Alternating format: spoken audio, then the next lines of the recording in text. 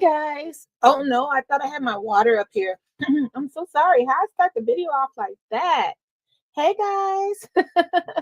So happy Memorial Day. Are we supposed to say that? That should probably be my first question.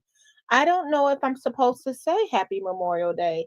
So today I figured we could have a nice discussion about Memorial Day and get some facts and get a little history. So while I set up, I'm going to play this video. This is from The Root. I haven't seen it yet. It looks pretty interesting. So I'll start there as we have a community discussion. Please like the video. Happy Memorial Day. If I'm supposed, I just realized, are we supposed to say that? But prayers to you and your loved ones. Thank you for serving, and let's learn a little bit as we go. Okay. All right. So let me share this video. And this is African Americans' contributions to Memorial Day. It's a discussion, but I did link some cool articles in the box and we'll go over it together. Okay, let's go. Thanks for being here, guys, and everyone's welcome. Day celebrated today has pretty much erased the contributions of African Americans. But why are we surprised? First known as Decoration Day, Memorial Day became a national holiday in 1970. Hey, Bob, thanks for being here. Thanks for serving as well. But Memorial Day's traditions actually date back to the days of the Civil War. John Logan, a Union Army general, typically gets credit for founding the holiday. Here's how it really went down. The year was 1865. The Civil War was raging, and Charleston, South Carolina was a hot mess. White people were like, we out. But thousands of Black people, many former slaves, remained. At the time, many Union soldiers were being held prisoner. That was The Root. I had my first call. And oh, thank you. See, there we go. Bob says, don't say happy Memorial Day. Just say have a great Memorial Day. See, I'm learning. And I learned another thing, Bob, that Veterans Day and Memorial Day, a lot of times they get misunderstood, right? Memorial Day, we'll go over it soon. That's for those we lost in combat, I believe. But we're going to have the discussion and learn together. That's what I love to do. So I don't mean to be disrespectful. I realized that some things I just didn't refresh or maybe never really put much thought into. So let's talk together. And let me bring up Succeeding. She's here. Hey, Succeeding. Hey, Burgundy, how you doing? Hey, chat, how are you? Blueberries and blue dudes. Yes, how are you today? And we have Bob. Remember, one time we were on a panel with Bob. He's a older generation Dalton resident, like his yes. family. Okay, which one was Bob? Was Bob in Ohio? Works for the military? I think Bob. He was the one that was family lived in Illinois. I don't know where you moved to, Bob, but I do know Bob, that are he was you the there with one Philly Man that works for the company that does some type of? I know both of them that were with us. Remember, one of them did like this high tech equipment. Both of them, it was high tech. Because I Bob asked them what you're they correct. would do. He said you're correct. Okay, that's what I thought. Our old dear friend Bob. Thanks for being here, Bob. And I did thank you for your service. And Bob gave me a lesson quickly about, I was like, you know how people say, when you pick up the phone, they say Happy Memorial Day? I was like, I don't think I'm supposed to say that. What do we say? And he gave me a greeting is to say, just have a good Memorial Day. Yeah. You know, this is the first year that I think I really remember anyone saying it to me. Yeah, it was like, I mean, Happy Memorial Day. Oh, like, yeah. This is the first time I heard someone say that, because this is a day, Memorial, Bob, right? Day of mourning. That's why you have the presidents going visiting the cemeteries. Yeah. And I know I see it a lot on Facebook and things like that. And I said, oh wait, I don't know if we should say that. But I did go. So now you're letting me know. Thank you, Bob, in succeeding. And I went to the Dalton Cemetery today, Okay. and which is Oakland Memory Lane. But I have family members there, and they had a beautiful presentation. I'm gonna put a picture up for you guys. Um, and then another day I'll go over some of the history of the first soldier that was lost in Dalton in combat. Um, Oh, so wow. yeah, it was interesting. But Oakland Memory Lane, shout out to you for how you really decorated the we call it homegoing. So the resting place of those we lost. You know what they Um, call it? One time, I'm gonna tell you, I had a meeting, insurance meeting years ago, and they mhm, told me, okay, you'll see the park. So I'm thinking what most of us are thinking when you think of the park. So I'm mhm, just driving. It's like before 7 o'clock in the morning because the meeting started like at 7.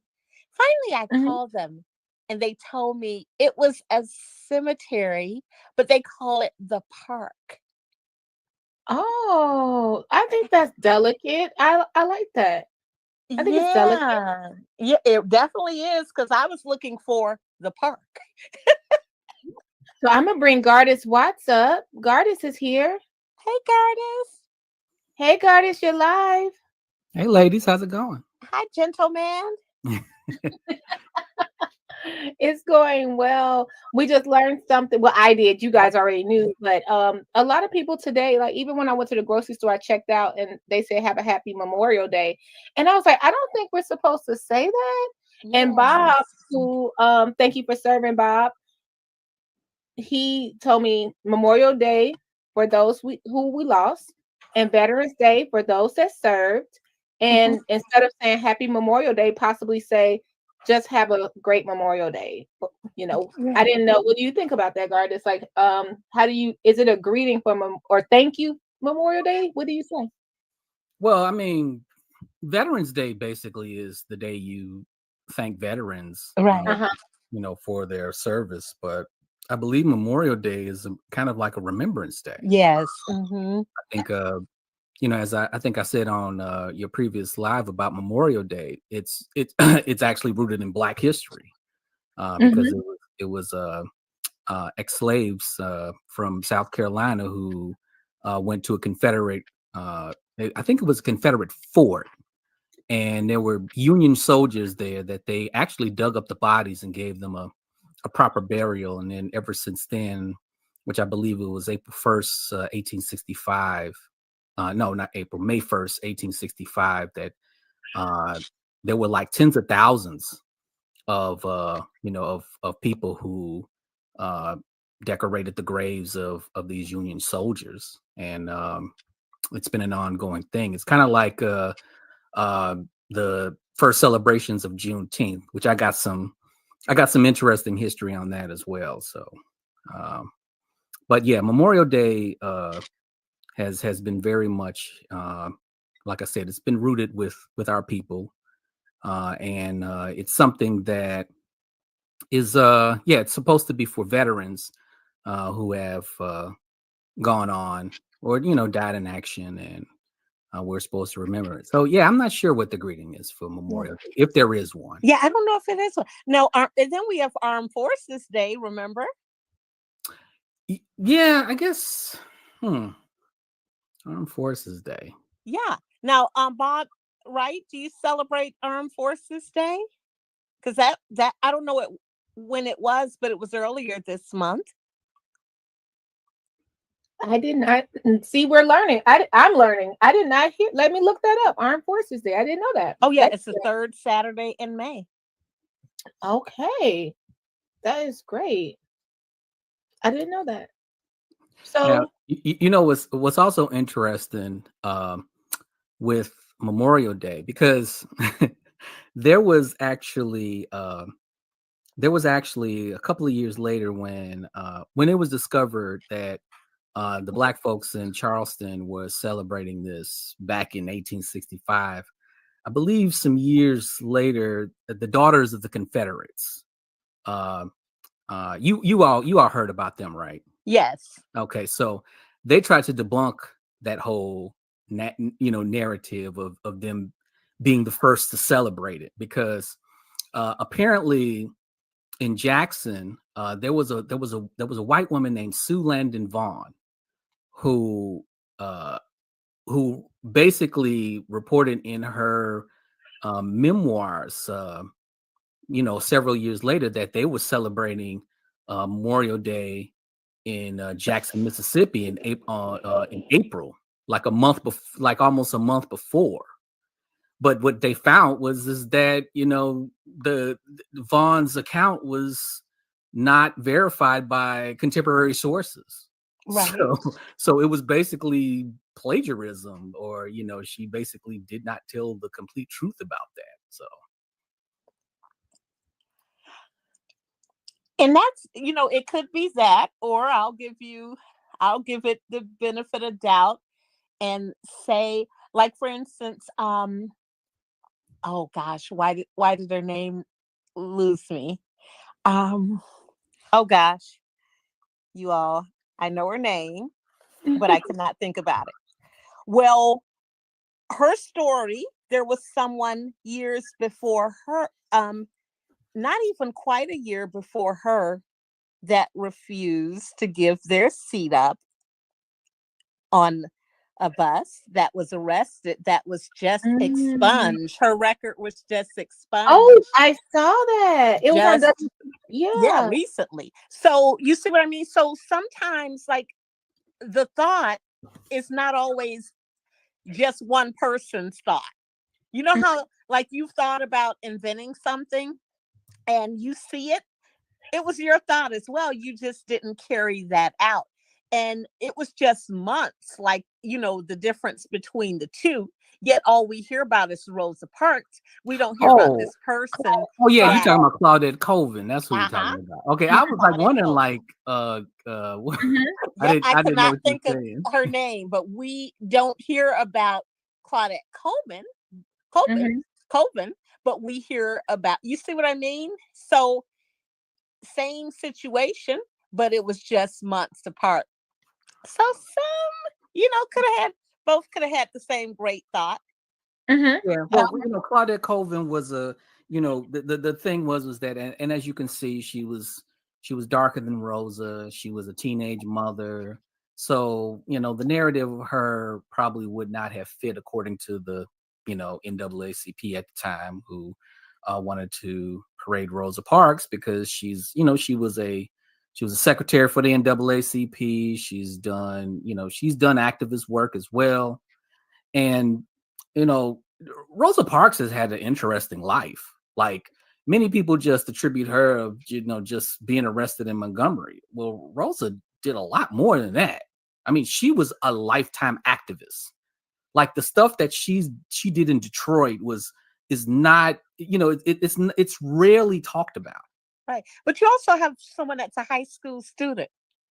So how much focus, like, now there's a lot of focus on, things that young people do, but how much focus are you going to have someone that is still in high school versus this adult that's standing up? Yeah, I mean, of course, but what's so funny is, Alabama, there were a lot of children that was in the movement. Like, we're talking about 15, 14, 17-year-old children that was in the movement. And they had this thing called the Children's March in Alabama, where several children were arrested and jailed. Right. In this march. So that's interesting. They didn't want to parade Claudette Colvin out there. But they let a bunch of children, lead some of the movement. Yeah. That is interesting. Like, I did catch it. I saw it. I think it was on. We'll probably play that later, because I did catch it, and I was so glad she was able to get her record expunged. Yeah. At that time. Correct. And the wonderful thing was the judge that her reaction to him and Yes. how he thanked her that he has the opportunity to be a judge because of her. Yeah. Something. Hey, the sacrifice is made, right? Mm-hmm. Okay, so I'm gonna start now. Goddess, do you have an article you would like me to pull up maybe on the Overlooked Black History of Memorial Day or anything special? I have Um, saved. you know, you know, you know what's so interesting is this actually Memorial Day actually intersects with another event that happened in 1921, and that's the Tulsa. Mm-hmm. That happened over Memorial Day weekend as well. Oh, I Right. didn't. Yeah. Yes, yeah. May 31st of that year was Memorial Day weekend, and it lasted for like about 3 days. So Yeah. sometimes we have to intertwine these histories, because as we were remembering Memorial Day, remembering the veterans who served and died for this country, thinking about those Black folks in Tulsa who tried to protect their property, They lost everything. and they basically lost everything. Now, what was also said when those freed Blacks in South Carolina were digging up the graves of many of those soldiers, majority of them were Black soldiers. Yeah.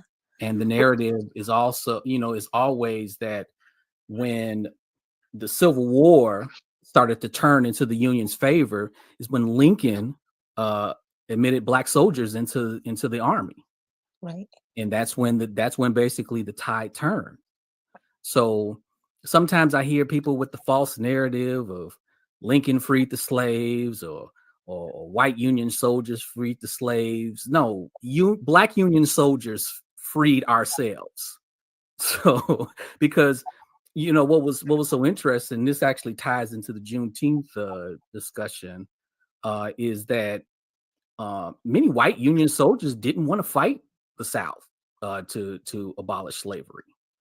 So that's what made Lincoln kind of change his mind about, maybe we should recruit Black folks. And it was a whole bunch of Black folks who escaped from the South who were in these encampments that they didn't know what to do with. So at that point, they was like, okay, let's put them a uniform, let's get them guns, let's train them how to use it, and let's enlist them into the army. And so that's when basically the tide turned for the Union, when Black soldiers started to come in. So we remember those in that particular situation, but also the Tulsa massacre, because Mm-hmm. they didn't sit there and let those white people, just run them over. Unfortunately, the white people owned the police, and they own a paramilitary group, which many feel it's the first American city that was basically air bombed, because I guess the local police there had like these crop dusters, and they were throwing dynamite from the air onto the residents of Greenwood.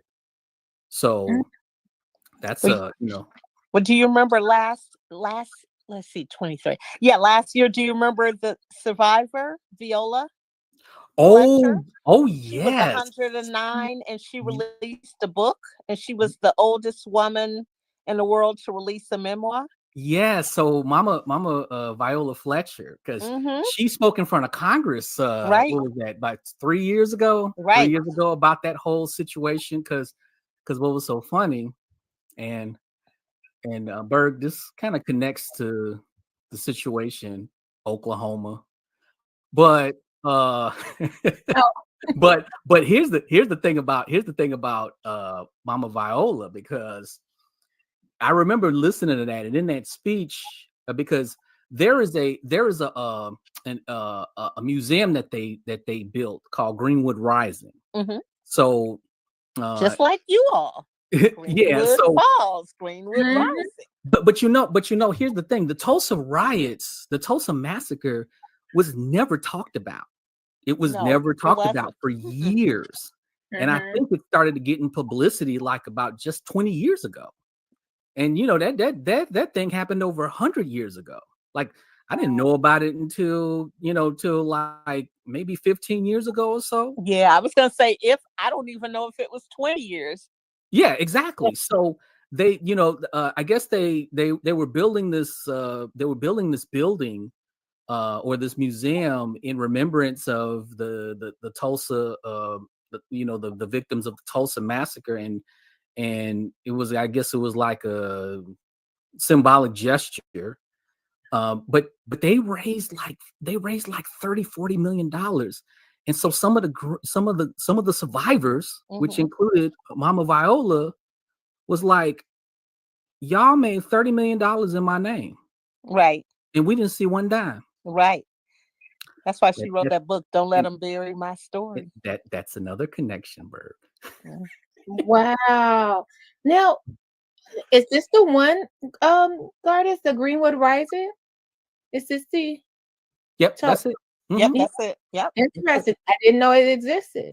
Yep. So they went in front of Congress, was like, because Mama Viola is the oldest living survivor. She was 7 years old at the time when that occurred.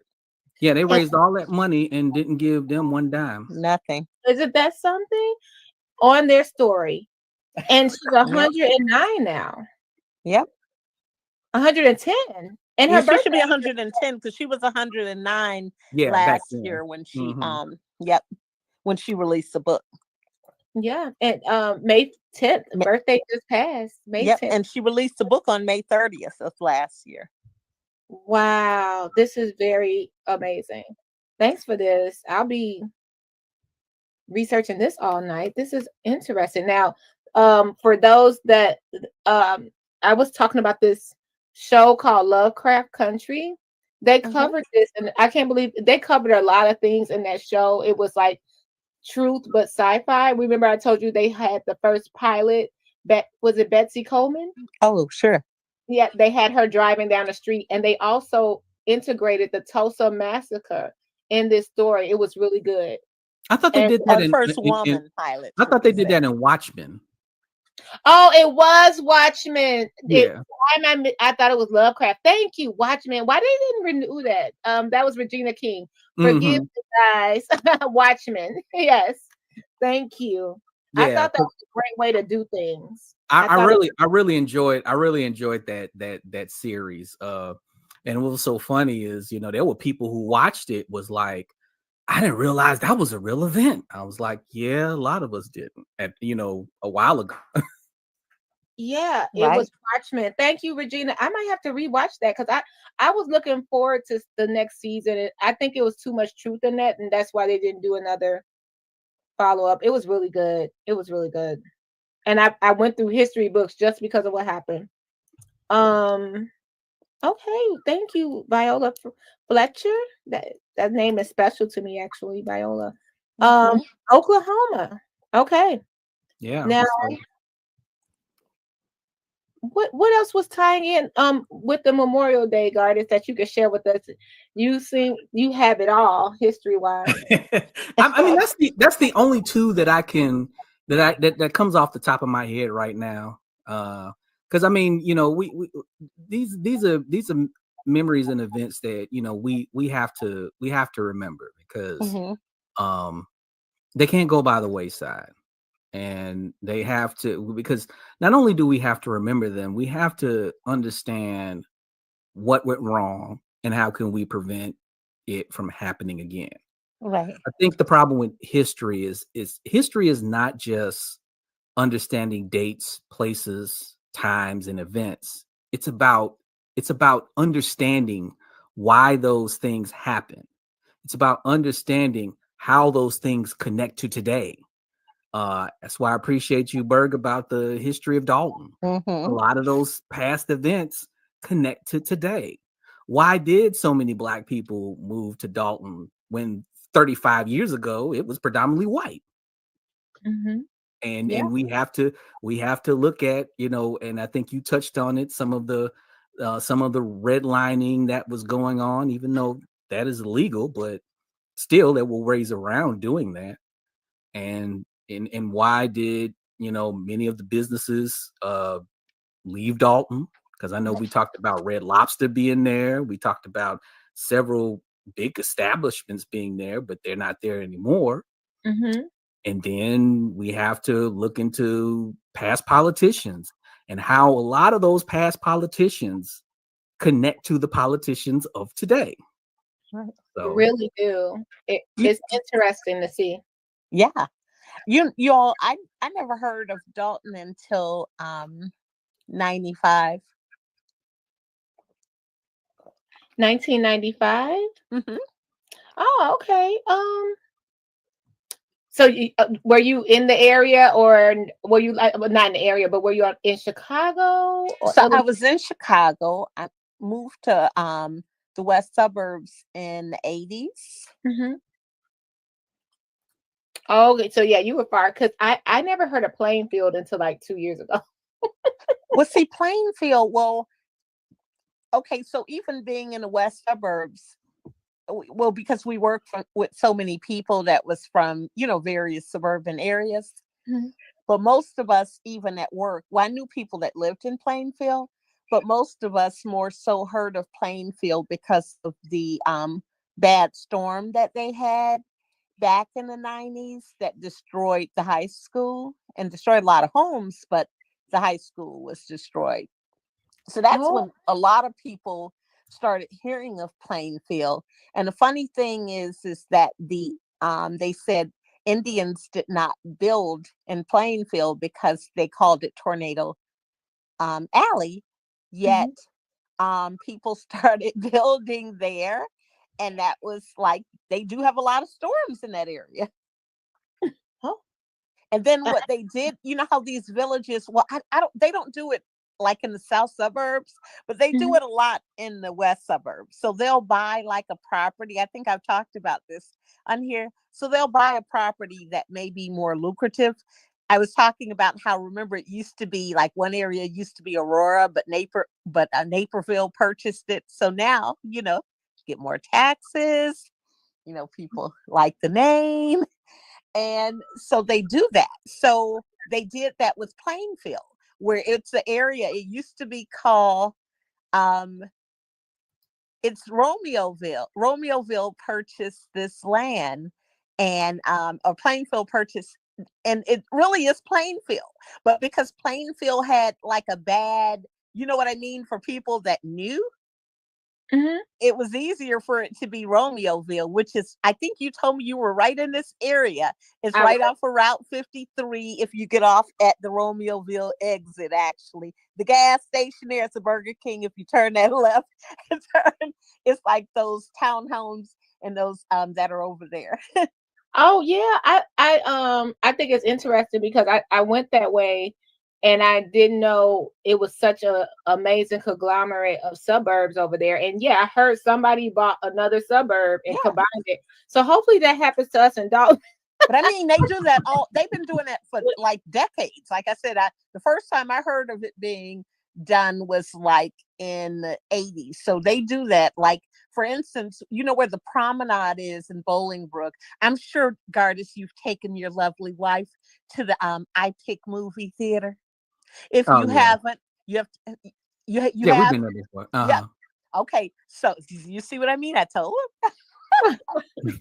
So that used to be a cornfield. Like when I first moved there, it used to be a cornfield. But if you go straight, like past the Meyer, that's now unincorporated Woodridge, which makes no sense because I lived in Woodridge. Woodridge was on the other side. So it makes no sense. However, they purchased that property. And when I moved back from, into town, I asked the guy at the ice skating rink. Okay, guys, ice skating rink where my daughter is taking And ice combined it. skating. Right. Okay, I said, tell me all the gossip. I've been gone for a few years. So Oh, he told me about this property and how the mayor, how they took his computer to examine it because he was on the building commission, and they felt like his friends was buying properties over there because they knew that it was going to be a higher income area, oh, okay. higher value for their homes. Well, maybe Gardis, you could ask DeGraff, is that Right. to buy South South Mhm, Holland to buy Dalton for it. mhm. Okay.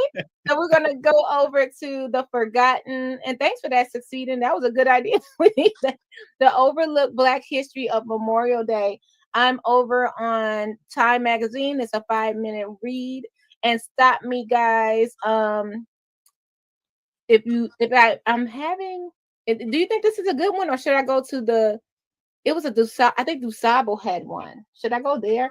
And thank you, Wyoming gal. I love your YouTube channel, Burgundy. Thank you. Succeeding Gardens makes it better. Okay. The history. I'll start here. I guess so. And then Gardens could tell us about the history of the. So this right here, the photos are from the 1865. From 1865, photos of graves of Union soldiers buried at the racecourse turned Confederate prison, where historians believe the earliest Memorial Day ceremony took place. Mm-hmm. Wow. Nowadays, Memorial Day honors veterans of all wars, but its roots are America's deadliest conflict, the Civil War. Approximately 620,000 soldiers died, about 2/3 from disease. I didn't know that. Yeah. I didn't know that. Yeah. The work of honoring the dead began right away all over the country, and several American towns claim to be the birthplace of Memorial Day. Researchers have traced the earliest annual commemoration to women who laid flowers on soldiers' graves in the Civil War hospital town of Columbus, Mississippi in 1866. But historians like the Pulitzer Prize winner David Blight have tried to raise awareness to free slaves who decorated soldiers' graves a year earlier to make sure their stories get told too. So it's a book we could read called According to Blight's 2001 book, Race Mhm. Reunion, Mm-hmm. The Civil War in American Memory. And I'm going to probably play a video because I feel like I've got a lot of feedback. So I'm going to see if I can play a video instead. I hear myself. I don't know why. Let me see. Is this it? Is this a video? I think this is it. I did not watch this, so I hope this is powerful that we got some knowledge. Chime in, you guys, when you're ready.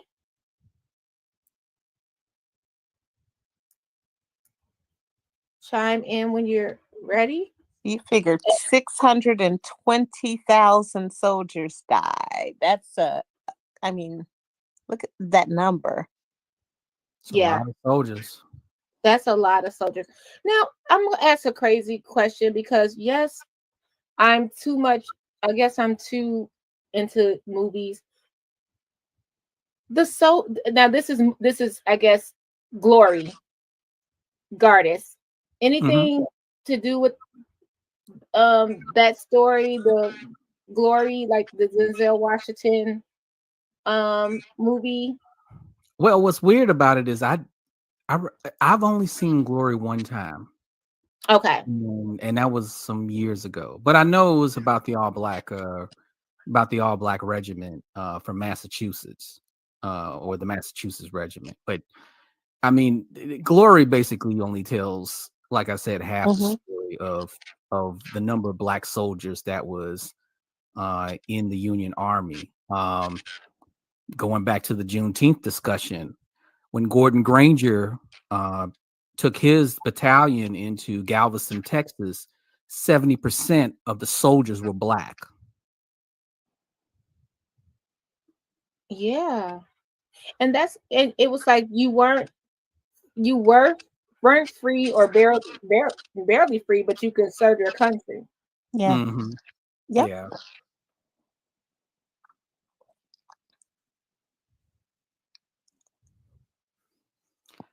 Yeah. So, I'll go ahead. I'm sorry, I muted myself. Go ahead, Gardens. You had something No, else? no, I didn't know if you was playing the video or not, but go I ahead. I hope this is the correct video, guys. This is like AV class. I'm just rolling the TV in. Let's.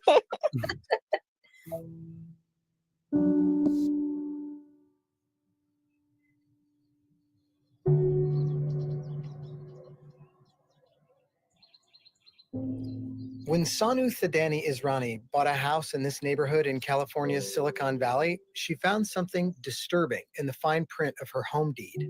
The language that I read basically said the only people allowed to live in this community, in these homes, are white, unless you're a servant. The subdivision is called Ladera, and the racist covenants were attached to the deeds of all 500 some.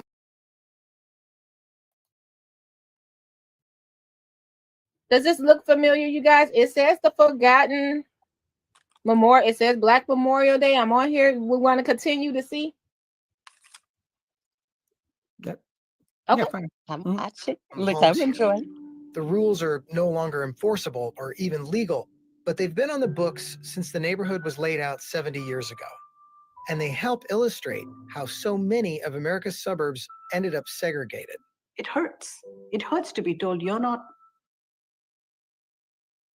This might be something we need for another day. Because let me see. Let me go back. Because I think it's just like showing. I don't think it. Let's go back. Sorry, guys. AV class. I told you. I did this I did not prepare.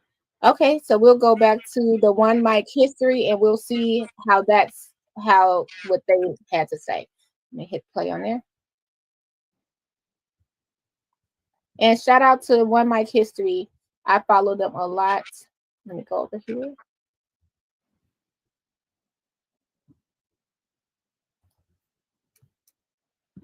You can learn history in like 3 minutes over here. Literally. Of Memorial Day. Well, today I'm going to tell the story about formerly enslaved people in Charleston and the very first celebration of Memorial Day.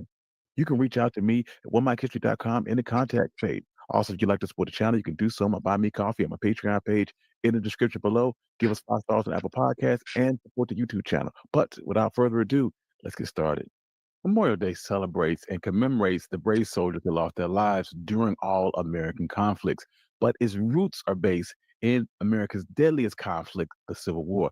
Born out of necessity due to the colossal amount of lives lost during the conflict, at least 600 to 800,000 Union and Confederate soldiers perished. To remember their lives, the first National Memorial Day was observed May 30th, 1868. The origins of Memorial Day, though, are hotly contested, with many cities in the United States each claiming to be the birthplace of the first celebration. Previously, the earliest annual commemoration was thought to be organized by women of the Civil War Hospital in Columbus, Mississippi. The ceremony was held in honor of fallen soldiers by laying flowers at their graves in April of 1866. But historians have long sought to shed light on freed African Americans in Charleston, South Carolina, who conducted an even earlier Memorial Day observance. This celebration would occur in 1865 and was dubbed Decoration Day.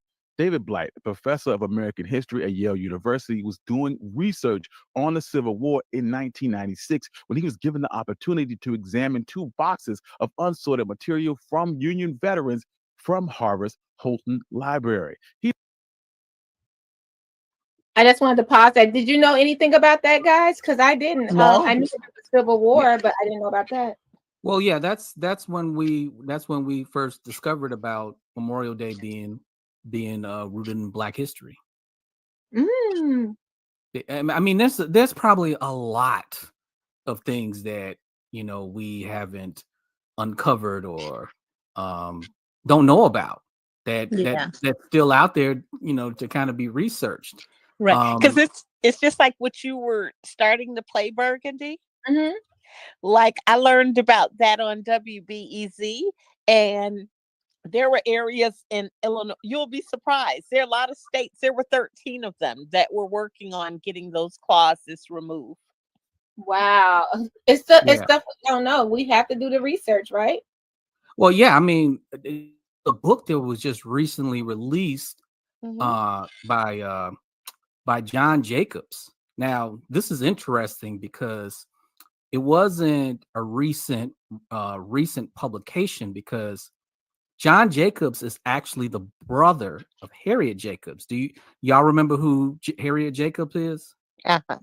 She wrote the book, The Narrative Life of a Slave Right. Girl. Uh-huh. Yep.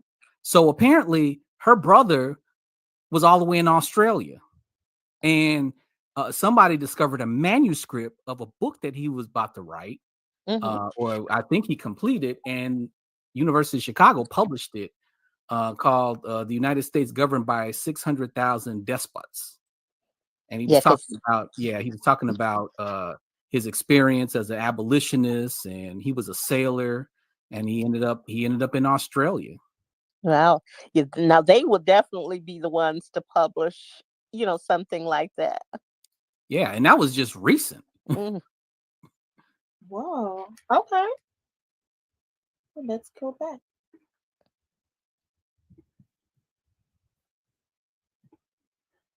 He discovered a handwritten story detailing an 1865 march on a racetrack accompanied by a date referencing an article in the New York Tribune and a file labeled First Decorations Day.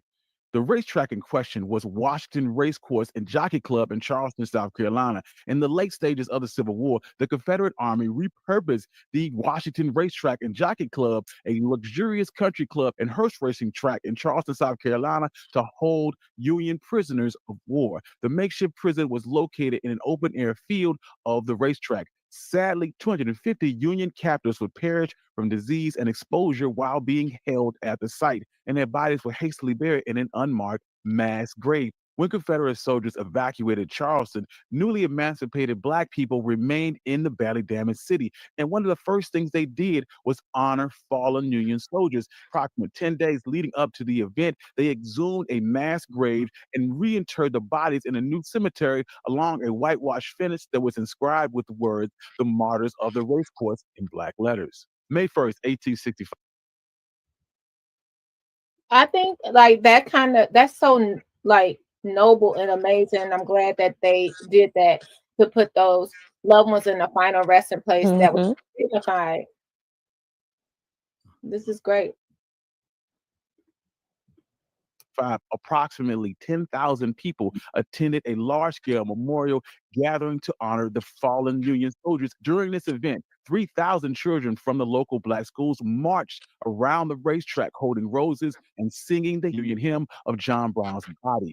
Reverends would lead the attendees in prayer, spirituals, and other religious activities during the event. Union officers, missionaries, and Black pastors also frequently delivered speeches to commemorate the fallen soldiers. The people at the memorial gathering sang numerous patriotic songs, including and not limited to "America, We Will Rally the Flag" and the Star Spangled Banner. To close out the day, later in the afternoon, 3 white and Black regiments from the Union Army marched around the graves in a choreographed drill, and this tribute was documented in both the Charleston Daily Courier and the New York Tribune.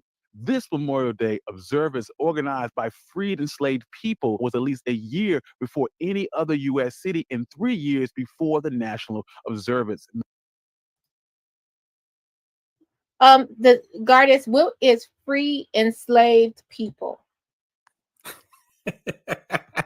That's a good one. I don't know what. Oh, okay. I thought I was. I'm not trying. I wasn't trying. I was like, wait, what did that mean?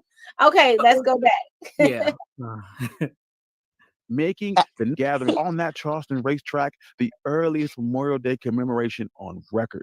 In the wake of the American Civil War, by 1868, General John A. Logan of the Union Army directed the commemoration of Memorial Day on September 30th, urging Americans to honor the deceased combatants by decorating their graves with flowers. And by 1889, Memorial Day was a national holiday. White Charlestonians quickly forgot about the 1865 gathering at the racetrack by formerly enslaved people. Evidence of this event wouldn't appear again until 1916 correspondence between the United Daughters of the Confederacy chapter in New Orleans and their counterpart in Charleston, in which it was asked about a big parade of free slaves on a horse track at the very end of the war.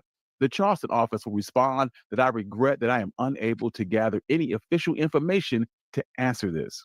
Subsequently, in the late 1880s, the horse track and country club was torn down, and the remains of the Union soldiers were relocated to a more prestigious grave site in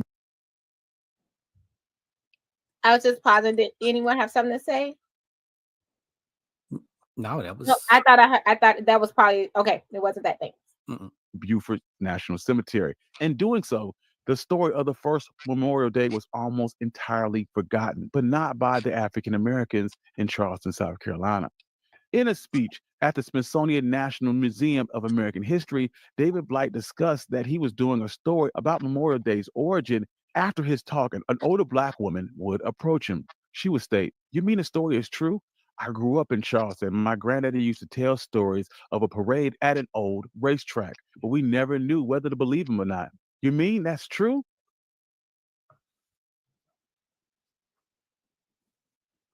MOVE was founded by John Africa in 1972 to introduce a communal organization. Wait, does this have anything to do with Memorial? You know what? Memorial Day? You know what? I think that did happen on Memorial Day weekend. Wow. Wow. Okay. That would be crazy if that did. Hold up.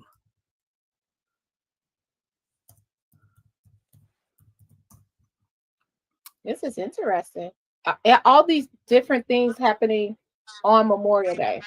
Yeah, So that actually happened earlier in May 13th, which okay. which is not too far from Memorial Day, but that will be interesting. The only two times an American city was actually bombed, in Tulsa and actually Philadelphia, because they actually dropped dynamite on that compound as well. Whoa. Okay, let's see. Organization that was based on anno-primitivism philosophy. These philosophies promoted a return to a non-civilized way of life through rejecting industrialization, large-scale organization, and technology. Completing with this ideology was the largely African Americans group adoption of the revolutionary agenda akin to that of the Black Panthers, while also advocating for animal rights. The organization's guidelines were recorded by Donald Glassy, a social worker at the University of Pittsburgh, and implemented into the communal group. As a result, MOVE members wore their hair in dreadlocks and advocated for return to a hunter-gatherer society, which expressed opposition to science, medicine, and technology. In 1977, Philadelphia PD obtained a court order requiring the eviction of John Africa and his followers from the property which they occupied in West Philadelphia. MOVE members offered to surrender their weapons to Philadelphia PD if members of their group who had been held in city jails were set free. But this offer was not accepted. In response, almost a year later, in August 8th of 1978, the Philadelphia PD held a standoff with the organization in which Officer James J. Ramp was killed and 16 others were injured. MOVE representatives denied responsibility for the death, claiming that Ramp had been facing the house and was killed by the fire of his fellow officers. But prosecutors alleged that MOVE members had fired the fatal shot and charged Debbie Sims Africa and 8 other MOVE members with collective responsibility for his death. In 1981, MOVE relocated to a row house at 6221 Ostrich Avenue in the Cobbs Creek area of West Philadelphia, resulting in numerous complaints from neighbors. In 1985, police issued arrest warrants for 4 MOVE occupants, accusing them of parole violations, contempt in court, illegal possession of firearms, and making terroristic threats. In response, May 13, 1985, over 500 police officers with the assistance of the city manager, Leo Brooks, attempted to clear the building and execute those warrants. I didn't know this happened. I did not recall this happening. I'm sitting here watching it like, wow, like I really got to brush up on history. I did not know this happened. Pearls Pink said that also happened in Pearl Harbor in I Hawaii. forgot about Yep, Pearl Harbor. Yep. Wow. Thanks for that, Pearl Pink. After several warnings, the police attempted to move members out of the house by shutting off the water and the electricity. When that didn't work, Commissioner Gore J. Samber ordered that the compound be bombed. Lieutenant Frank Powell dropped 2 1.5-pound bombs made of a dynamite substitute called Tobarex, combined with 2 pounds of FBI supplied C4 on the roof of the house. This set the house on fire, which spread to the neighboring houses. 62 houses were destroyed, leaving 250 people without homes. Only 2 MOVE members survived. Birdie Africa and Ramona Africa managed to escape the house. The fire unalived over 11 people in the house. 6 adults and 5 children. Oh. The mayor, W. Wilson Goody, commissioned the Philadelphia Special Investigation Commission to investigate the bombing of the MOVE organization. After the commission's report that was released in March 1986, Mayor Goody gave a public apology in which no one from the city was criminally charged with the attack. Ramona Africa, the only surviving adult MOVE member, was charged and convicted of the charges of the riot and conspiracy and served 7 years in prison. Additionally, 3 lawsuits were filed against the city of Philadelphia, with the United States Court of Appeals for the Third Circuit ruling in 1995 that the plaintiffs did not have the Fourth Amendment claim against the city, and the city did not have qualified immunity from liability. In 2005, a jury awarded a $12 million verdict against the city of Philadelphia. In 2020, the city of Philadelphia City Council passed a resolution and formally apologized for the MOVE bombing and established an annual day of observation, reflection, and commitment on May 13th. Thank you. I'm your host, Country Boy. This has been One Mic History. And if you have questions, I like One Mic History. If they do history in 10 minutes, check them out. But that was interesting because I didn't even realize Regina says there's so much that was so much we're never told. Isn't it? Have you all ever watched there's a YouTuber I follow, and she does like the life of like an enslaved, like how the day-to-day was, how they dressed, preparing a meal. Oh no. No. What's the name of the channel that Let's see. Her channel is called Not Your Mama's History. Oh, okay. That's interesting. And I mean, she's gone to like she just does all kinds of stuff. Like she puts on the attire, like what it's like from start to finish. Like, oh my goodness, I like I couldn't have lasted. Like I would still be getting dressed. All those layers, And then she did like what it was like to be a free black. She called it a free black pepper pot woman in Philadelphia, and so she's preparing this meal for this, the family, and she has to have all this stuff done like before they get home. So she just reenacted like what it was like doing hair, being a maid, just all different aspects. Oh wow, that's interesting. And it's called Not Your Mama's History, and it's all together, like Not Your Mama's with an S at the end.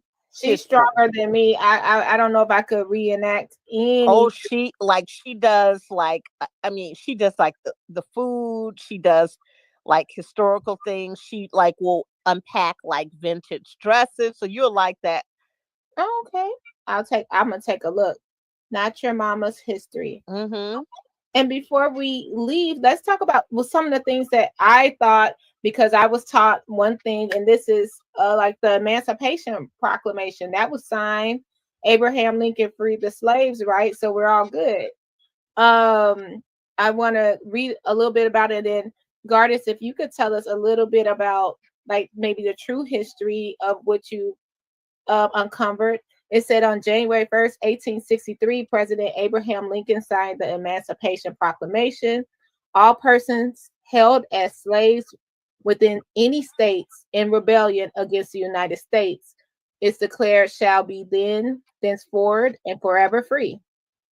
The more than 1 million enslaved people in the loyal border states and in the Union-occupied parts of Louisiana and Virginia were not affected by this proclamation. It also declared that such persons, African American of suitable condition, will be received into the armed service of the United States. For the first time, Black soldiers could fight for the U.S. Army. Were they limited to just the Army? Were the other branches open, or was it just the Army? Well, I mean, there was only the Army. Yeah, I was gonna say they didn't have others back then. They didn't have others. I mean, they had a Navy, but it wasn't necessarily called was it called the Navy? I think it was. I think the Navy was formed at that time. But yeah, it was basically just the Army and the Navy. This was when Lincoln decided that he needed Black troops to win this war. But what was interesting was it didn't cover the bordering states like Missouri, Kentucky, Maryland, and Delaware. But the Emancipation Proclamation was kind of like, okay, Lincoln is declaring, freedom for the enslaved Africans in the slave states. But that's just like, that's just like Tiffany going to Chicago and telling Brandon Johnson, you gotta let these prisoners in. Right. Yeah, that's why it was like 4 million, but they were not actually free. Yeah, well, like I said, the thing, and one of my favorite historians, Dr. Gerald Horne. If you guys ever read any of his books, this dude has written 40 books, and I've only got like about 10 of them. But he says, when he talks about the Emancipation Proclamation, he basically, gives the analogy I kind of give a little differently, where somebody in another country is telling another country, you got to free your prisoners. And that's not going to work, because slavery, just as it's implemented by the lash and the gun, you can only emancipate slaves through the lash and the gun. This is why, going back to the Juneteenth conversation, many people make this assumption that the slaves in Texas, which was the last stronghold of the Confederates, it was the last state to be conquered. They assumed that the slaves during that time didn't know that the Emancipation Proclamation was announced, but many did say that, hey, they knew about it, but Union troops haven't gotten there yet. Because what they're gonna do? They're gonna walk off the plantation, and then the white people kill them, which is crazy to me still. Nothing too much makes that make sense to me. 49 states, one doesn't know. Well, yeah. That's kind of impossible when you think about it. No, yes, they knew. Nothing, no matter how they say it each year, it still doesn't make sense to me. It doesn't. It just doesn't. 49 states. One state doesn't know. Is that really something we should be celebrating? One state didn't know. Well, like I said, I think sometimes the narrative kind of gets mixed up, and I remember talking to, Juneteenth, which actually has been celebrated in Texas and in the South, right? For they've been doing it for a long time, it's been a national holiday for how many years? Only 3 years. You're right. Okay, so 3 years, but we just started celebrating it that's right. Yeah, just like recently, like that's kind of how we are. Oh, they're doing that. Oh, let's start doing it, but we don't necessarily know the meaning of what we're doing it. But it just sounds like we're more fad. You know what I mean? Oh, of course. And I remember when I first heard about it some years ago. There was a friend of mine whose birthday was on June 19th, and she's very, she's a very conscious person, and she basically kind of educated us on Juneteenth. So that's when I first discovered about it. But in the recent years, you have all these Juneteenth events. Homewood in the Southland, I think, has the biggest Juneteenth event around here. Okay. South Holland is we're going to have our first Juneteenth event. Oh, you stop it. Wow. Yeah. The bear is cutting up. Yeah. I wonder if she's still there, I wonder if Tiffany's going to have a Juneteenth event. You say if she's still there. Yeah, if she's still there. You dare to speak those words. You dare to speak a curse onto the village adult. I'm just wondering. On Memorial Day, on this sacred day. And I have South Holland's Juneteenth, June 18th at 2 at South Holland Library. Is that the one, or is it the city having it? Right? Yeah, the city's having it. Yeah. Oh, and South Suburban too. Oh wow! Y'all are counting. Yeah, Okay. I mean, it's the first time they're having it in the South Holland. So Now, which with Mr. Wells being in town, I would expect nothing less Mm, with that's very with well. his historical, his history. Who I'm speaking of, He's an Gardis, right? educator. Terry Wells, Yes, who is remind me? he's the husband. The mayor of Phoenix. Oh, okay, And okay. the longest, okay, what did I say, Burgundy? The longest serving African American mayor in Illinois. Yes. So he Okay. should definitely have a Phoenix Juneteenth parade as well. Well, he's on the board of South Suburban. Remember, he took Frank Zuccarelli's place. Oh, okay. I did not know he took Frank's place. Okay, okay. Well, I remember this was, I think it was 2021 or 22. I actually, there is a caravan that drives around in the city. They drive around parts of the south side and the west side, and I remember participating in those caravans 2 years in a row. And we kind of like drive around the city waving the Juneteenth flag and the red, black, and green flag, and all type of flags, and it was pretty well received. Like, a lot of people saw this because this was, like I said, Juneteenth became a holiday, so they figured, like, let's celebrate it. Yeah. So I remember somebody was talking about we got all these celebrations. Does anybody know what we celebrate? Right, exactly. Does anybody? Because I mean, there were all these questions about, why are we celebrating, this white man coming to Texas and freeing, slaves and stuff like that. And I was like, yeah, you know what? I think we need to clear the narrative on why we are celebrating this. And it's the same narrative about, like I said, the Civil War. Lincoln did not free the slaves. We freed ourselves. Yeah. We joined the Union Army and we beat the Confederates. If it wasn't for the black soldiers, we would not have won that war. He didn't think that the language existed for them to have the power either to free the slaves. Yeah, and it was he felt it was wrong. He was vocal about his thought of that, but he didn't feel they had the power. Kind of like the example you gave. Yeah, and it was Frederick Douglass and a guy named Martin Delany, who was actually one of the first officers off the Union, first black Union officers in the Union Army, who tried to convince Lincoln, you need to recruit black folks into the army. And sure enough, he knew that he wasn't winning that war until the black folks started getting involved. Yeah. Like, because remember, even once they were free, a lot of them stayed because they were like, well, where do we go?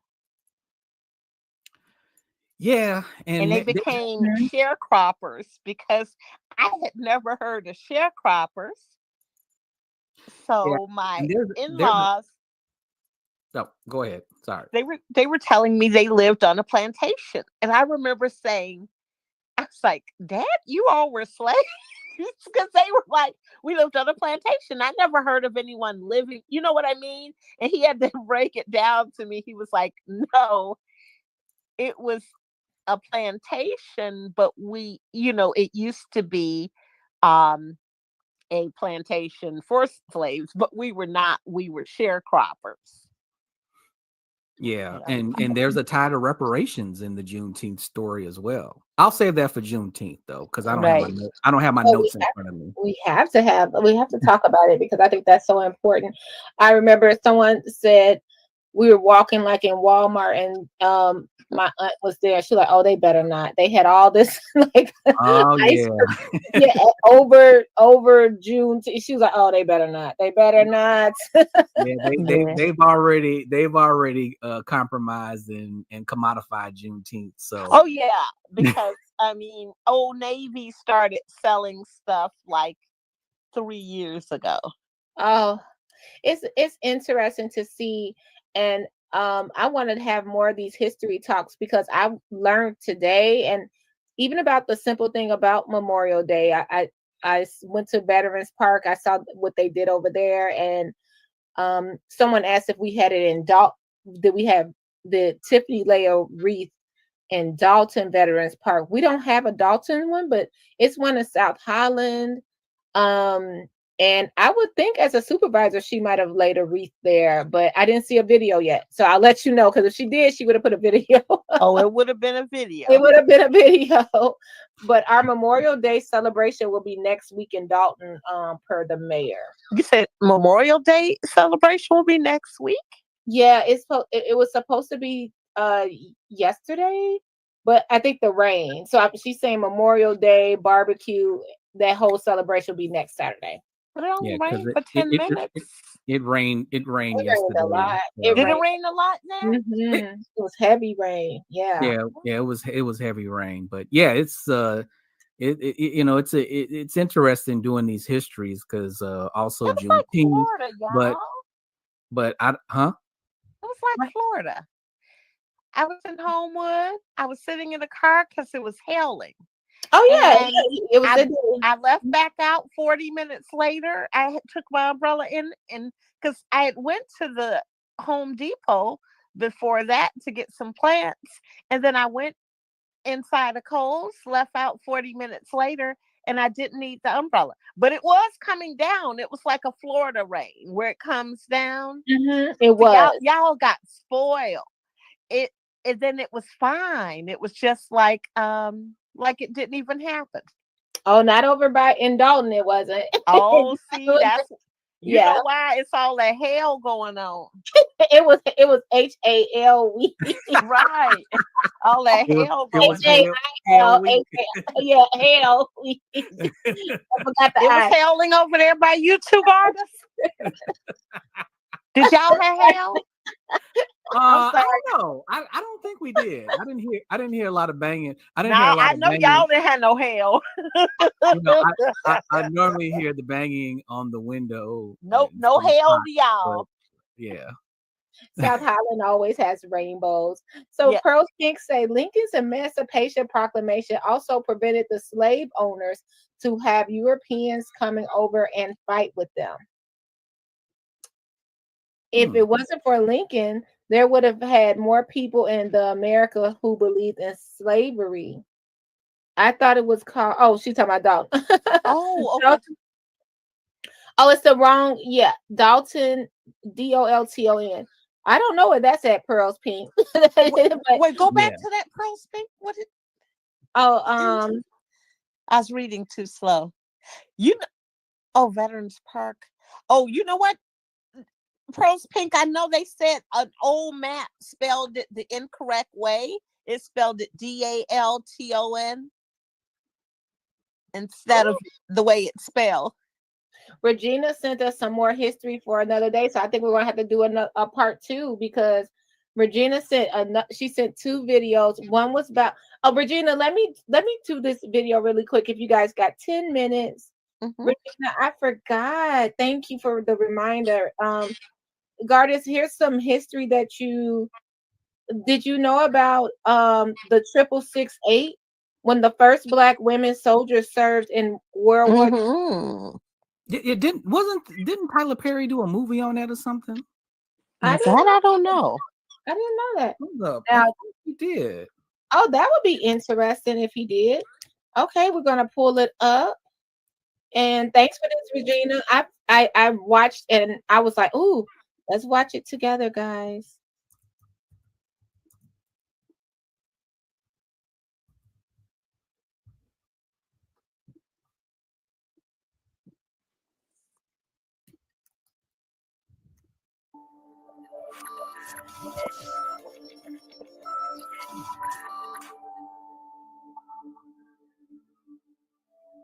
Hello and welcome back. In this original Black Excellence presentation, we will highlight the 688, the incredible Black women soldiers who served in World War II. Welcome to blackexcellence.com, the site where we share Black excellence, opulence, and affluence. Our mission is to inspire you as we enlighten you. The 6,888th Central Postal Directory Battalion was a unique U.S. Army unit, and it had the distinction of being the only all African American, all female unit sent overseas during World War II. After their success in England, the 6,888 moved to France, where they continued their work until the last members of the unit returned to the United States in February 1946. And while the work was taxing, Regina, thank you again. Never heard of this. Never heard of this. Thank you. They're so beautiful too. and racism was overwhelming. As an all Black female battalion, they understood the significance of their presence and displayed exemplary character under pressure. In this original Black Excellence presentation, we present to you the 6,888. So without further ado, let's get started. The U.S. military was receiving growing pressure from politicians and African American organizations to include Black women in what was called the Women's Army Corps, allowing them to serve overseas. The U.S. forces, bending to this public pressure, then made plans to deploy a large unit of Black women into service, but they couldn't quite determine when or what would be their purpose. And it wouldn't be until 1944 that the concept would be seriously floated again. More than a year after the Women's Army Corps was formed and officially absorbed by the active duty army, the Germans had begun a concentrated counteroffensive on the Western Front in Europe. Known as the Battle of the Bulge, the fighting raged for 5 weeks and took a heavy toll on American forces. Some 19,000 GIs were killed, and many tens of thousands were wounded, captured, or missing in action. Surrounded by death, soldiers in the trenches were desperate to receive word, letters, and packages from loved ones back home, while at the same time, the chaos of the battle strained the Army's ability to deliver it. The War Department seized the opportunity to kill two birds with one stone, get the soldiers their mail, and grant Black women fuller participation in the war. So the 6,888th Central Postal Directory Battalion was formed, and they would be affectionately nicknamed the 6,888. Major Charity Adams commanded the battalion. She joined the predecessor to the Women's Army Corps. I literally forgot the year she said this was. Regina, do you know? This is awesome. I didn't, so they're in Germany. I did not know this happened, so I'm kind of shocked. So this is great. Now And Biden. Now they were awarded. There's 5, 6 of them that were survivors. Mhm. Do you remember that? And Biden gave them the Golden Medal Award. I did not know. We're gonna have to look at that. That is awesome. This is beautiful. Memorial Day history, guys. Black history. And these are when the first Black women soldiers served in World War II. Now, who sent that? Regina. Now, Regina, I have a question.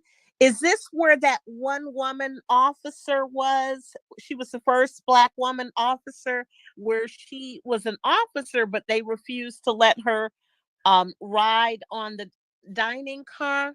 Is that did she serve? Is that where she came from? Hmm. That That's sound a- like that sound like what Harriet Tubman went through. No, this was an officer. Yeah, Harriet Tubman and a whole lot of people probably went through that. Well, you know, and I don't know if you know this, Burgundy, but Harriet Tubman was kicked off a train. Mm-hmm. They didn't want to give she her. went through a lot. Yes, they didn't want to give her, her veterans benefits, even though she was a veteran of the Civil War. Right. She didn't get them until she was like almost 90. Wow. And not to mention all the health issues that she had that people never talked about. Yeah, I mean this woman led the Combahee River Raid. Yeah. Mm. And Regina Harden says, "Yes, ma'am, you're correct." Okay. Oh wow. Okay, I did not know that about Harriet Tubman either. Let's continue. The Women's Army Auxiliary Corps in 1942 and became the first African American woman to receive an Army commission. In the summer of 1944, Adams and other Black servicewomen at Fort Des Moines had received orders to start training. At the training center, Adams oversaw 4 companies whose preparation was very extensive and intense. This included gas mask drills, obstacle courses, classroom training, clothes packing exercises, physical examinations, and close order drill. The women performed well despite the ever present specter of racism and felt that they were prepared to serve the country in any way possible. By December 1944, the women were fully trained and going home to visit with family as they awaited their orders, hoping that they would have the opportunity to prove their value and patriotism. It was at this time that Major Adams received orders from England to prepare her troops to sail overseas to join the United States Army operations in Europe for World War II. On February 14th, the 688 arrived at their new home at the King Edward School near downtown Birmingham, England. They were divided up into 4 postal directory companies, and duties were divided up accordingly. Work conditions were less than ideal, and the women were initially overwhelmed and discouraged. The warehouses were damp, without heat, and poorly lit since all of the windows were blacked out for security. To battle the cold, some women resorted to wearing ski pants, field jackets, fatigues, or anything else to keep warm. They soon discovered that the warehouses were crammed from floor to ceiling with mail and packages Mhm. that had not been delivered for at least 2 years. Rats and rodents had overrun the warehouses and had eaten their way into the care packages sent by family members for frontline soldiers. But the Black servicewomen would not be dismayed for long. They went to work. They started organizing a system that would break the bottleneck of undelivered mail. The initial shock of the workload eventually gave way to collective determination. Before long, the 6888 was operating the fastest and most reliable mail directory in the European theater. They adopted the motto, no mail, low morale, which Triumphant, right? That was great. I was wondering how they Yes. do it. 2 years, 2 years worth of mail. People wondering if they was that the mail outgoing and ingoing. So people were wondering how their loved ones were the whole time. You For know two what? years. Oh, I'm sorry. No, you're good.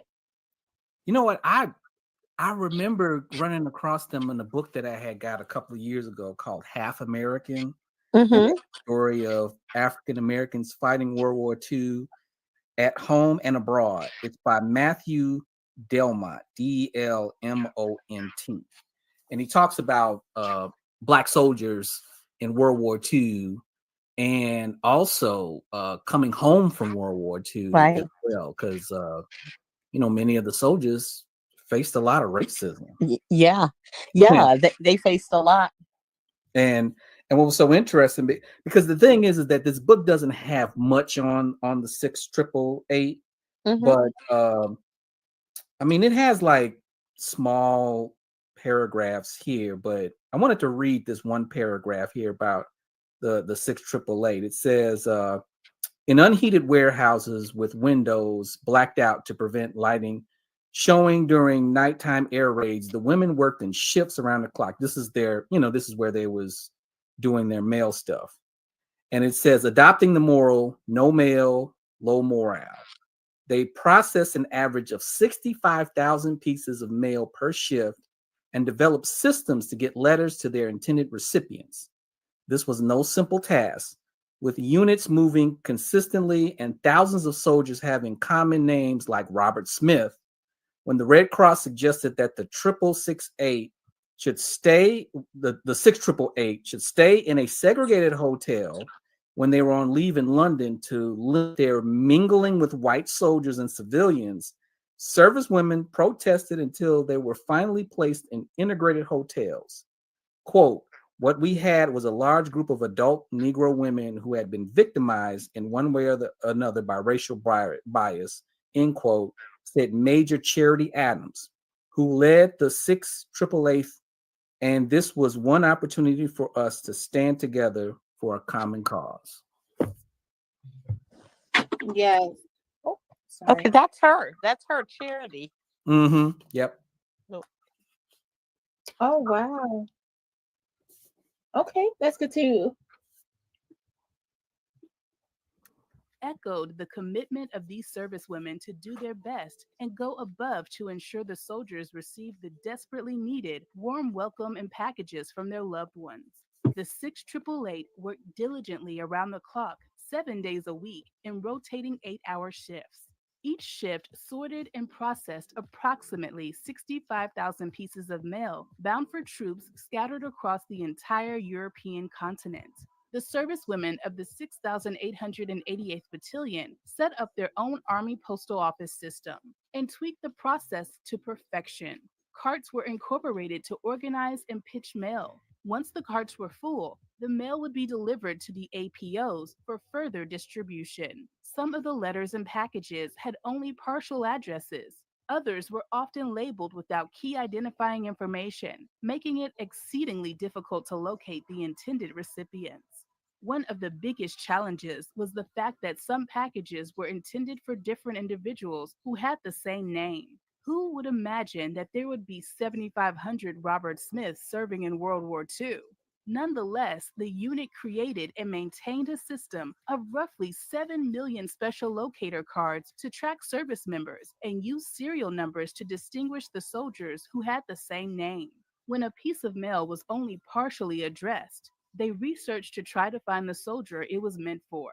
The 6888 also repackaged damaged goods and ensured that they were sent out expeditiously to the proper soldiers as well. Army leadership estimated that it would take at least 6 months and closer to a year to get the mail backlog taken care of. The 6888 completed it in only 3. The 6888 was a self sufficient unit. The Army wasn't yet integrated for men, let alone women. They had their own medics, dining hall, motor pools, supply rooms, and support services. The 6,888th Battalion even had its own chapel, public affairs officer, newsletter, and military police who were not armed but were trained in jujitsu. It hosted sports teams and even put on dances at army hospitals around England. In fact, all the positions of an army battalion, including communications, record keeping, and recreation, were all staffed by Black women. As with any minority unit in a segregated army, the 6,888th experienced its share of sexism and racism. But with Major Adams in charge, they had no tolerance for racial discrimination and segregation. Adams often stood up for her battalion. She clashed occasionally with generals and superiors who sought to impose segregation on her unit, or those who questioned and criticized the presence of Black women in the military. She once clashed with the Red Cross after it prepared a segregated hotel specially for 6888 members on leave in London. Apparently worried about Black servicewomen socializing with white soldiers and white civilians in the city, the organization suggested to Major Adams that, quote unquote, colored girls would be happier if they had a hotel all to themselves. At the encouragement of Adams, nobody from the unit ever stayed there. Instead, she coordinated with Black troops stationed in London to ensure her soldiers stayed only in integrated hotels. The Wow. outcome was a small but profound victory for Major Adams.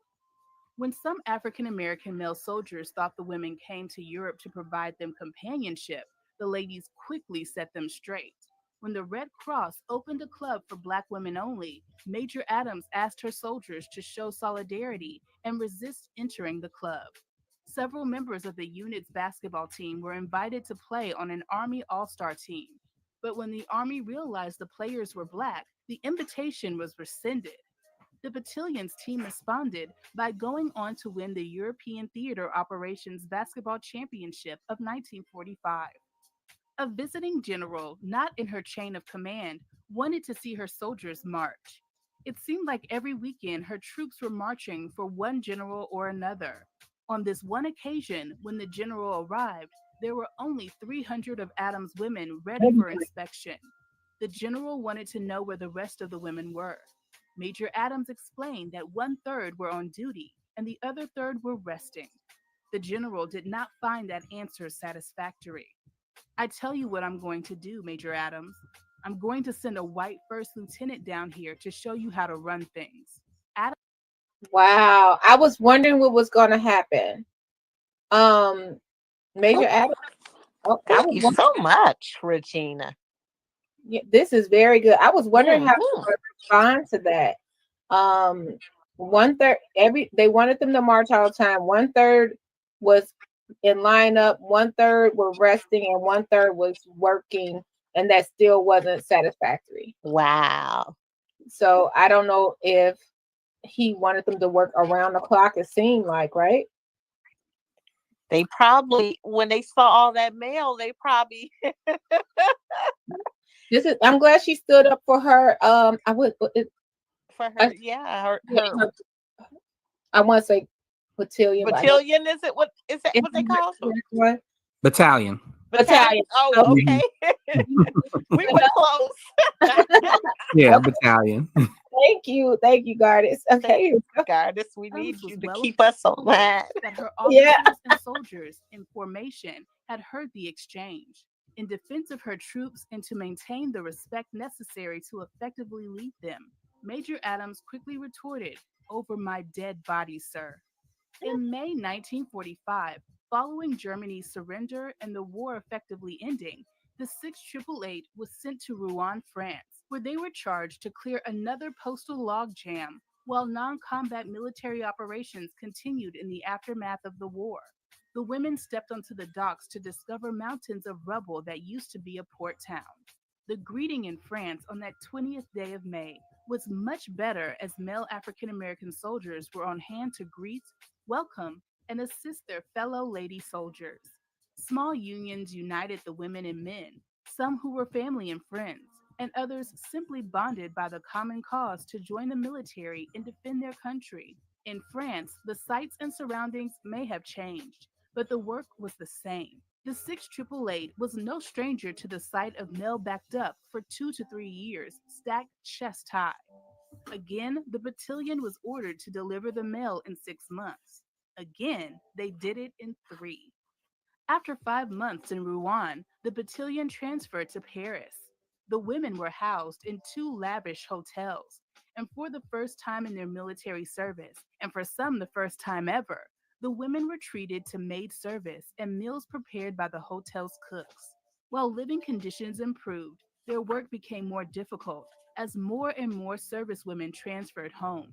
In November 1945, only 558 women out of the original 850 remained with the battalion.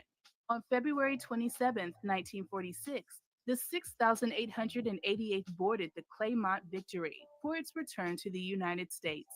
The battalion was disbanded on March 9, 1946, at Camp Kilmer, New Jersey. The 6888 performed its job honorably and performed its job extremely well. Despite the enormous sacrifices made by black soldiers overseas, the military wasn't officially desegregated until 1948. It would take another 2 decades for the country as a whole to follow suit. 75 years later, and after most of them have passed away, the 6888 have started to receive formal recognition for its contributions during World War II. In 2016, the U.S. Army Women's Foundation honored the battalion by introducing it into the Foundation's Hall of Fame.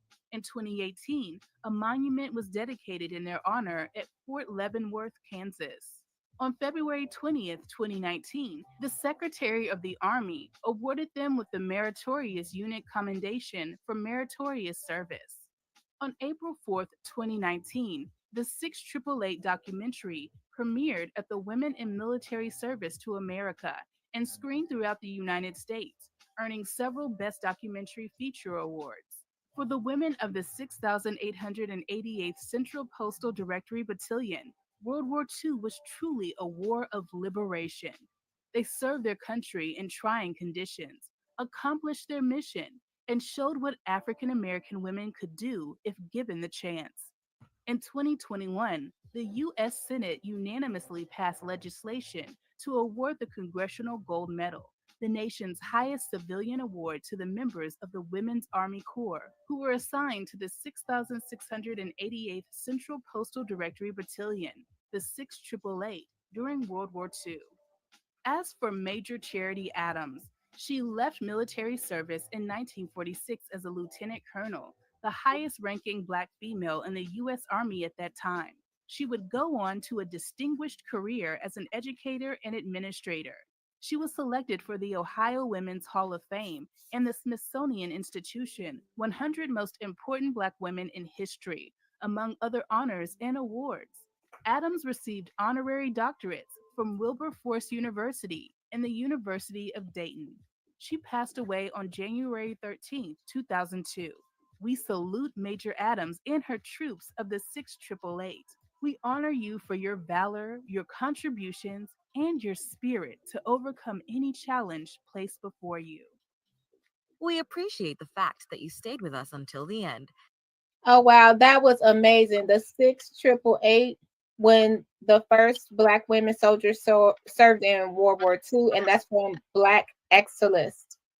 Thank you for sharing with us that, Regina.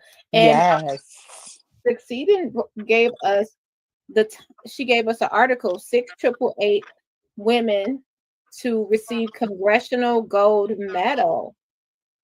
And what year was this? 2022. Yeah, it was like recently.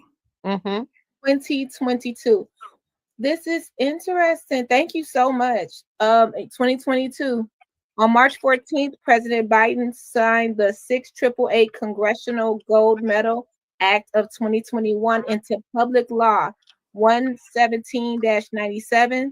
The legislation awards the Congressional Gold Medal to the 855 members of the Women's Army Corps who were assigned to the 6888 Central Postal Directory Battalion, the 6888, during World War II.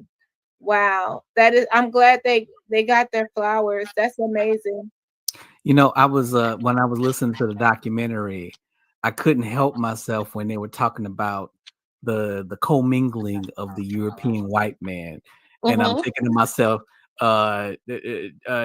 Major General Adams is like, don't be going there messing with them white men over in London. That that's what they thought that, right? They didn't know what kind of integration was going to go. And look, correct. And that's why they're so open there. They're very open to race. And look how General, it was General Adams, right? How she stood up. She stood up for them, like, no, we want this. We working hard. We're doing beyond what we came to do. We fixed everything. We need you guys to meet us halfway, if not all the way. I like that. I like that she stood up for her. Yes. I keep saying battalion. Say it one more time, Gardis. Battalion. Battalion. Yeah, because I want to say battalion too. I do too, battalion. And Battalion. Weird part, my son is a veteran, so I don't know why I can't. I don't know why. I just want to say battalion. Yeah. Well, you guys, this was fascinating for Memorial Day. Thank you, Succeeding. Thank you, Gardis. You have anything to say to bring to this history of our contributions as African Americans for Memorial Day? Well, thank you for having me. And there's, like I said, there's a couple of more that I would like to present, like Juneteenth, and also too, look up Black August. Black August. It's on our. Ooh, let's put Black August. Yeah, I mean, we don't have to go through it now, but I remember I did a presentation on Black August, so it's on our list for like I have a Succeeding and a Garden. Our topics. It's so many things that we have to talk about. So I appreciate it. And Regina sent some cool things. She sent one thing that maybe you know about as well, Succeeding and Garden. The cotton picking true on YouTube. We're gonna go over that. And so many things. We'll talk about the YouTube channel you told us about too. So we'll get back into it. I think this history lesson, maybe we could pick a time like once or twice a month and do it. Like go back into Black history. Okay. Now you gonna make sure you tell her the rules of Black August? Huh? You gonna make sure you tell her the rules? The fasting rules. Oh yeah, the 7. What is it, like the five principles of Black August? Something like that. Yeah, I got it in my notes, so I can definitely go over that. And you guys just, Black August, so I didn't know as well, is a month-long celebration. I didn't know that. Well, it's not so much a celebration, but more of a commemoration. Yes. Commemoration, see? Commemoration of Black August commemoration, annual commemoration. Oh, yeah. thank you so much. We're gonna go over that. I think that's important. I didn't know about Black August. When did they start that? It started decades ago, but I think a lot of people have been kind of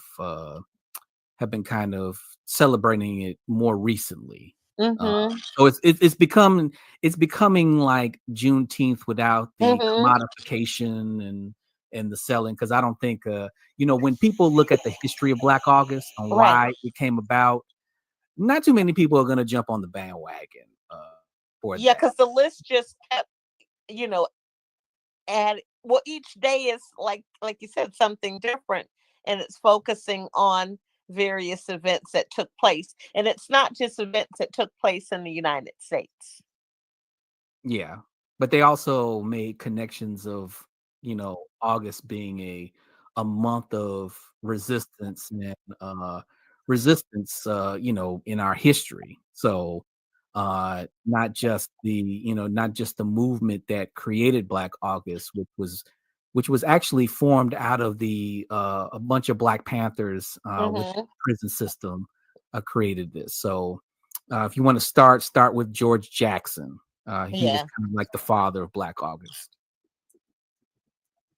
Okay, I'm adding it to our list because we have a lot to cotton picking. True, I'm putting it all down so we don't forget it. So when we get back online, we have all this, because I did not know about Black August. So it's important that. And a lot of people didn't know about Black August, including myself. I really didn't know about it till like about 5 years ago. We don't know until we know. You know what I mean? Until we may see something, we may hear something. See, I learned a lot from WBEZ. Like, I was driving from downtown one day and I heard, and they were dissecting the meaning of the song Strange Fruit. Oh. And they talked about how, and I had heard the song, I just never knew that it was associated, with that. And they talked about how Billie Holiday ended every show with that song.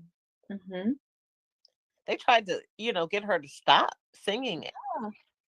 Yeah, I remember when I found out what that song meant, and it was weird. We'll have to talk about it another day, but it was someone else singing it, and then someone said, "Do you know the history of this song?" And I was like, "Wow, okay." And that sort of like goes into me and my love of films. What is the U.S. versus Billie Holiday? Yeah, I didn't know that she went through all of that. Oh, she was an interesting character because my favorite author, Dr. Angelo, lived next door to her for a while. Wow. Well, it seems like Regina's telling us that we have to watch that Cotton Picking Truth as well. So we will be back to that. I thank y'all for being here with me. This was like, thank you for having us. I appreciate it. I'm gonna be down this, like, looking into this history right away. This is really, thank you for opening my eyes to a lot of things today. So I just sent you what I heard in 2015 on Strange Fruit from WBEZ, and you can forward it to Regina, anyone who wants it. And it's from WBEZ. It's the actual 16 minutes that it talked about everything. I'm gonna put it in the chat right now so everyone has it. And I think the only thing they have to do is put their email in order to access it, but it's free. It doesn't cost anything. WBEZ. Yeah, that's the only station I listen to. Oh, well, thank you. Look, I'm telling you, you guys are enlightening my soul every day. Thank you so much. Oh, was this the? I'm looking at the documentary, The Cotton Picking Truth. Was this the one where there were Black folks in Mississippi in the 20th century who didn't realize that slavery was over? Yeah, this was going to go, and I'm sending the other part to it. So this is the 30-minute. Wow. Yeah, 'cause this was like in the 1960s, right? Mm-hmm. No, I think it was 2000. Was it 2009? Oh, that she did. Which one? The one that they did, WBEZ did, was 2015. Oh, okay. We were talking about the cotton picking truth, and then we got the. So you guys, I'm put the link for both. Yeah, I'm reading the synopsis of it. Yeah, this was the one because I remember reading the story about a couple of years ago about Mississippi people didn't know that slavery was Right. over. Yeah, they didn't know. Wow. They didn't know that history that existed in there. So they looked at trees totally different, Wow. This is interesting. So we got WBEZ article that succeeded saying so you guys don't have to end it here. And then the cotton picking truth that Regina is recommending. Let me put that link in there. Yes. This is interesting. Now, this people did not know they were free. Yeah, that's something. Wow. Yeah, I think Amazon has a longer version as well. Thank you, y'all.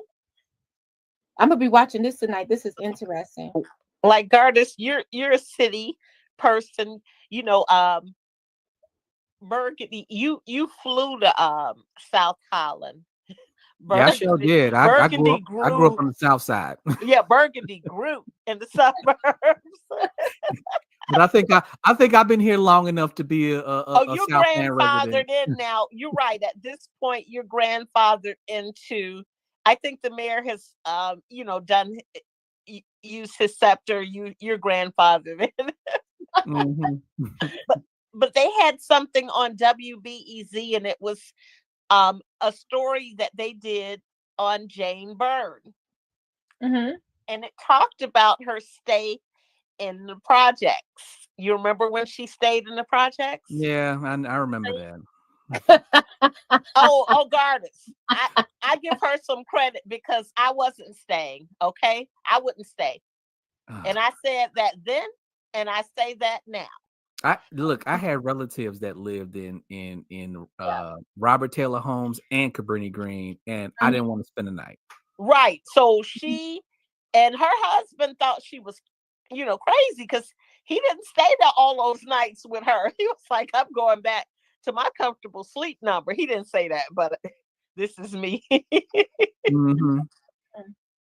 And how she even got to know like some of the people in the neighborhood, and she planned this big parade, and she wondered why people didn't come, and she's like, you doing this, why didn't they come? Because this one guy did not give them permission to cross the street. Wow.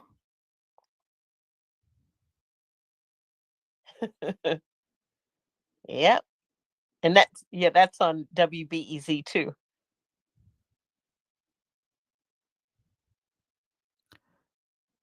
Yeah, I might have to watch this. I'm looking at it too.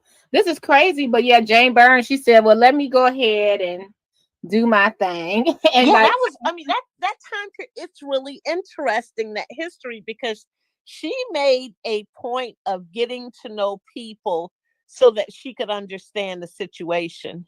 Did it help anything? Because that would be another conversation. I put that on our list. Jane Byrne down there. I really don't think so. Okay. I think, I don't think so. It may have created an awareness. Mm-hmm.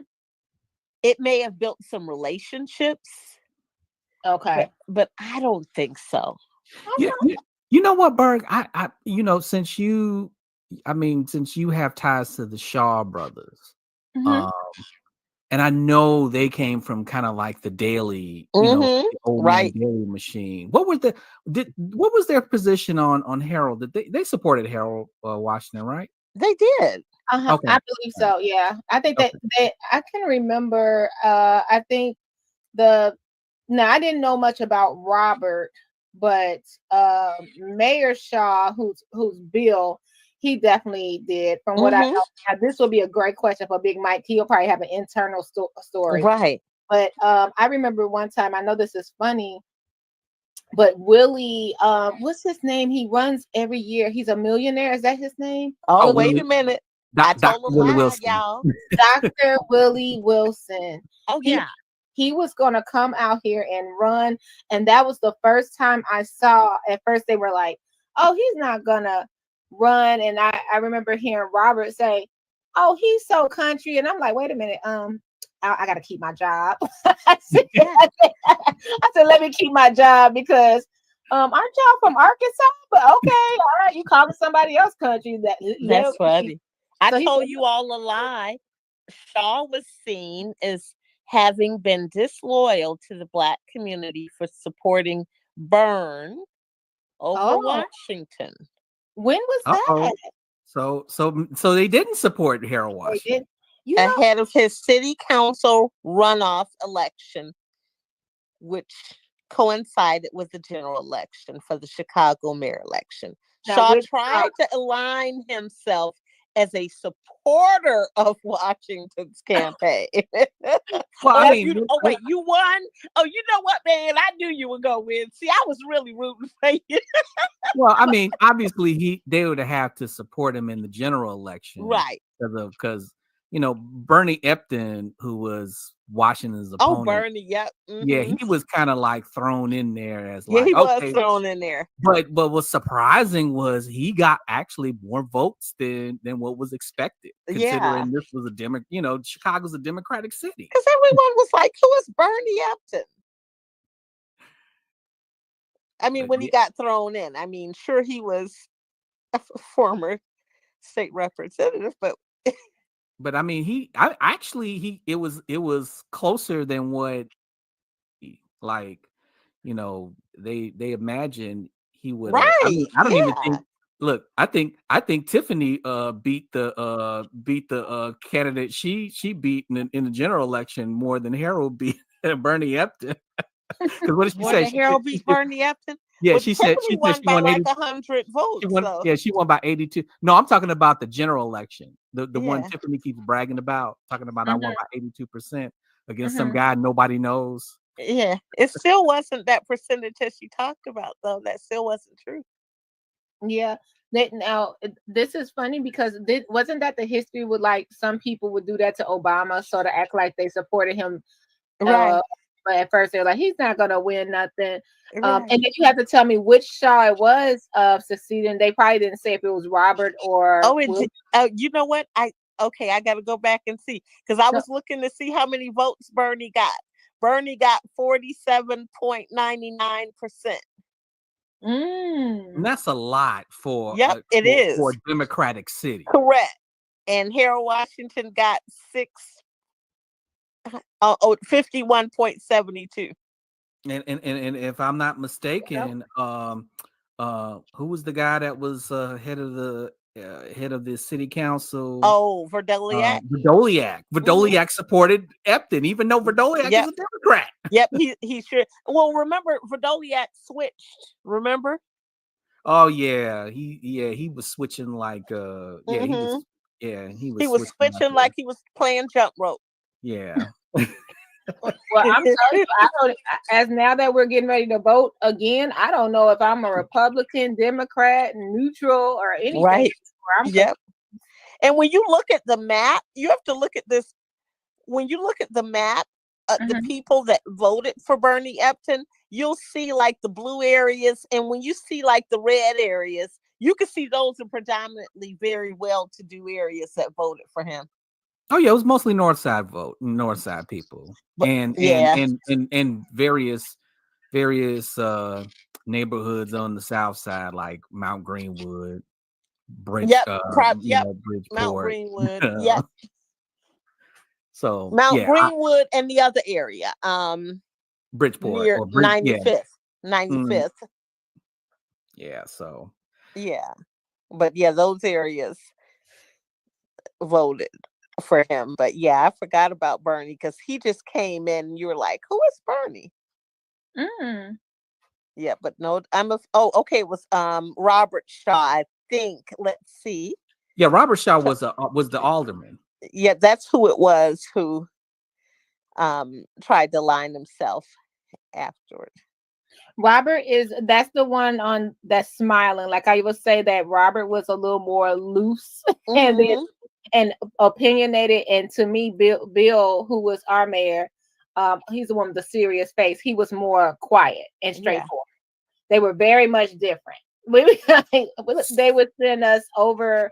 He would be like, if you want to work at the commissioner office, and Robert was our commissioner, like if you need help, Bill would literally send us down there, and us that had clerical abilities possibly, and send us over to his office or whatever they had. I think he was losing an election, so he had a lot of people come down for him, and we'd be like, oh man, we don't want to go down there.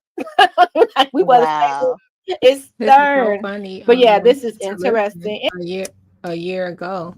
I just wanted to jump on here. We had 2 minutes left. We ended it there. And it's so funny because I was told to stop talking about Dalton after this video because Mayor Shaw's son, nice guy. I never got into politics, personality wise, nice guy. They were like, Shaw's son listening. So if you're listening,